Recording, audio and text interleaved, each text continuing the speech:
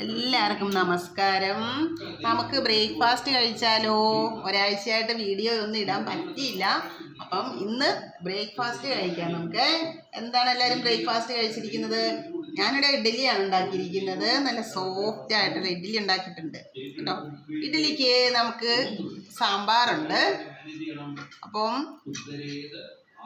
സാമ്പാറും ഇഡ്ഡലിയാണ് ഇന്ന് ബ്രേക്ക്ഫാസ്റ്റിന് കേട്ടോ. നല്ല സാമ്പാർ കാണുമ്പോൾ തന്നെ കഴിക്കാൻ തോന്നുവേ. എല്ലാവരും കഴിച്ചോ? ബ്രേക്ക്ഫാസ്റ്റ് കഴിച്ചോ? അപ്പം നമുക്ക് ഒന്ന് കഴിച്ചു തുടങ്ങിയാലോ?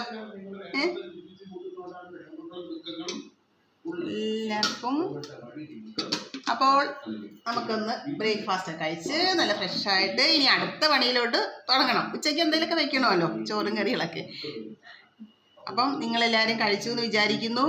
ഞാൻ കഴിക്കാൻ പോവുകയാണ് കേട്ടോ. ഓക്കേ.